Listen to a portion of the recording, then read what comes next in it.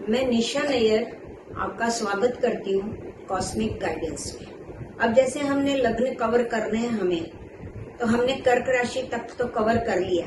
आज हम सिंह लग्न के ऊपर बात करेंगे। अब सिंह लग्न में क्या है कि इनकी पहले तो सिंह राशि वालों की ढैया चल रही है। दूसरी बात, सिंह लग्न वालों का क्या है कि 8th हाउस में वक्री शनि चल रहा है। और 8th हाउस क्या है, यहाँ पे 8th हाउस पेन है, दर्द है, दुख है। और शनि है ना, काल है।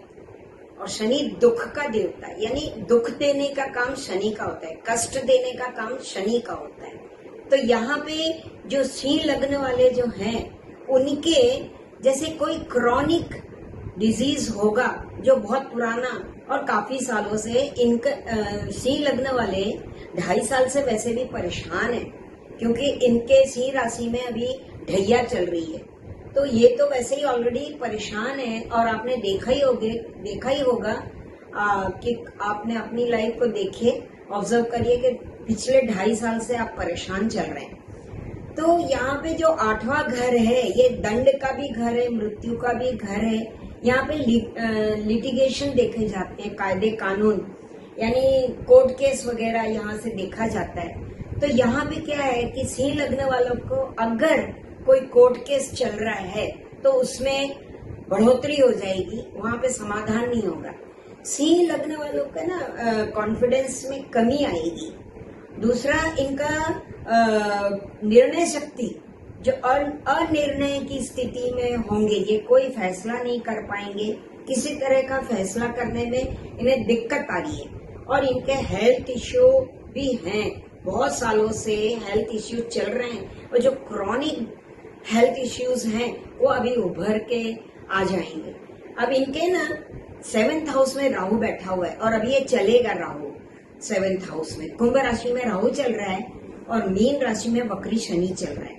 अभी इन्हें रिलेशनशिप जो बोलते हैं, जैसे कि 7th हाउस आपका रिलेशनशिप है, वहां पे व्यापार धंधा देखा जाता है, बिजनेस देखा जाता है। तो अगर आपके बिजनेस में रिलेशनशिप बिगड़े हुए हैं या आपके कुटुंब में रिलेशनशिप बिगड़े हुए हैं, तो यहाँ पे आपको है ना अपने रिलेशनशिप को सुधारना है, यहाँ पे आपको बैलेंस करके चलना है। दूसरा, सिंह राशि है ना, ईगोइस्टिक राशि है। ये इनका ईगो बहुत हाई होता है और इनकी जबान बहुत खराब होती है। इनको वाणी दोष होता है। ये जब बोलते हैं तो इनको ध्यान नहीं रहता है, सामने वाले को हर्ट कर देते हैं।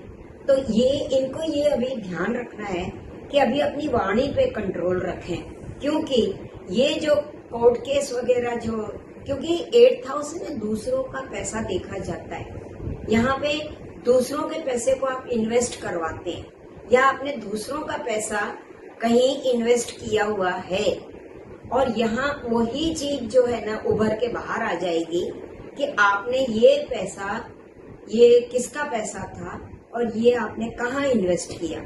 तो गलत तो इन्वेस्ट नहीं किया, क्योंकि यहाँ पे ये सिंह लग्न वालों का क्या होगा कि ये आएंगे, ब्लेम आएगा, इनकी बदनामी होगी।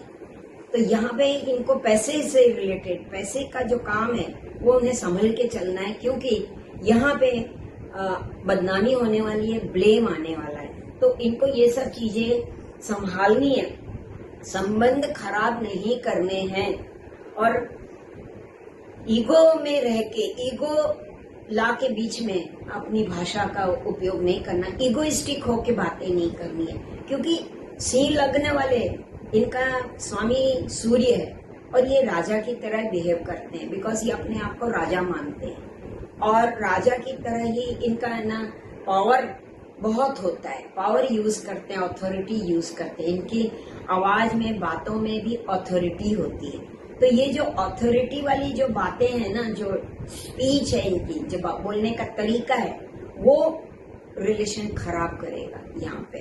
तो इसमें आपको क्या करना है कि आपको शनि के मंत्र के जाप करने हैं इससे बचाव के लिए, क्योंकि अभी शनि और भी चलने वाला है। 2027 तक शनि यहीं पे रहेगा।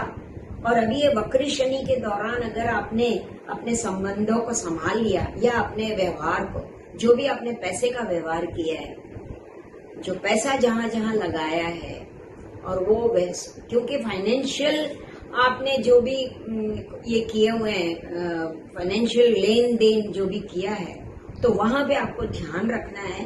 और अगर आप ठीक कर सकते हैं तो ठीक कर लीजिए। वहां पे संबंध क्योंकि बिगड़ने के चांसेस बहुत ज्यादा हैं और कोर्ट केस होने के चांसेस बहुत ज्यादा हैं। या तो कोर्ट केस चल रहे होंगे आपके और उसमें कोई फैसला नहीं हो रहा होगा, तो ये आपको ध्यान देना है। धन्यवाद।